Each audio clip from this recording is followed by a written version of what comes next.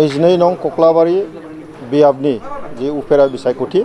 बेनि फोसावदिंनाय हाबाफारिया दिनै जोबनायनि लामायाव बेनि एसे सिगां आङो कक्लाबारि बियाबाव थानाय गासै रायजो राजाफोरनिसिम मोनसे फोसावनो सानदों खावलायनो सानदों आं गिबियावनो UPPL दोलोनिफ्राय लोगोसेनो BJP आरो GSP नि जानानै आरो BTR सरकारनि जानानै गासैबो कक्लाबारि ओनसोलनि भटार रायजो राजाफोरनिसिम जोंनि खुलुमनाय सिबिनाय आरो गाहाम हामलायनायखौ आं बावबाय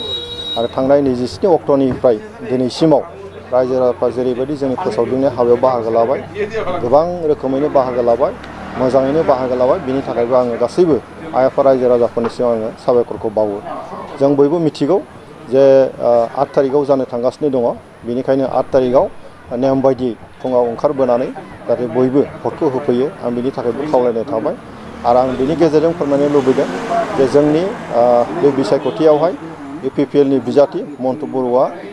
गोख्रोङै देरहानो थांगासिनो दङ बेवहाय BJP GSP गासैबो मदद होदों दिनै बर' अबर' गैला ज' लोगो जानानै दिनै UPPL नि बिजाथिखौ दिनै मदद होगासिनो दङ आरो देरहाहोगासिनो दङ गतिके बे बुब्लियावहाय गुबुन दोलोखौ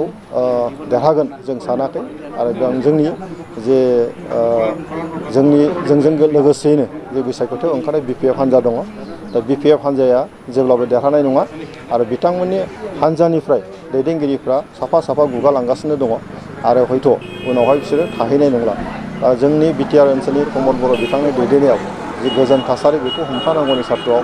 आरो दा मोनसे आब्रुथि गोनां जि सरकार सालायबाय थादों बेजों जोङो जोंनि ओनसोलनि जौगानायनि हाबा मावगासिनो दङ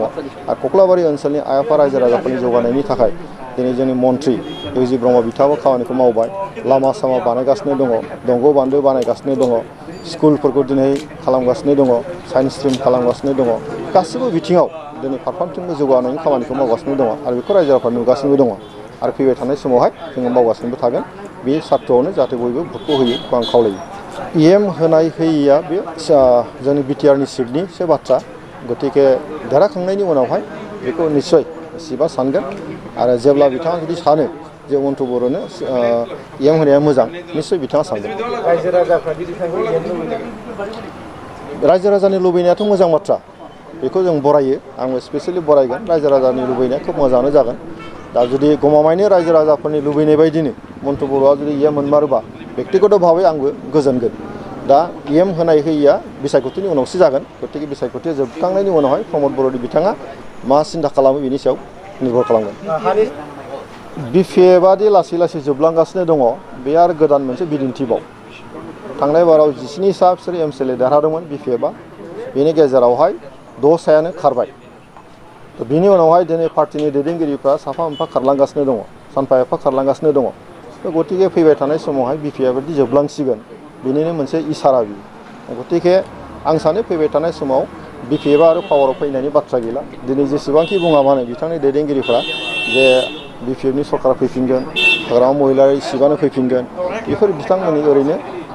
बाथ्रा बुंगारनाय बायदिसो कक्लाबारि समस्तियाव बिथांमोना देरहाया बेखौ मिथिखागौ बिथांमोनाबो आरो बिथांमोननि दैदेनगिरिफ्रा माखासे जोंनि लोगो दं बिथांमोनानो जोंनो फोरमायहरबाय थादों जे जों देरहाखाला जोंहा बेवहाय BPF आ साबेसे दं जों बेखौ खोन्थानांगौनि थाखाय जोङो बे बिसायख'थियाव बाहागो लादों दा बे बाथ्राफ्रा स्पस्त'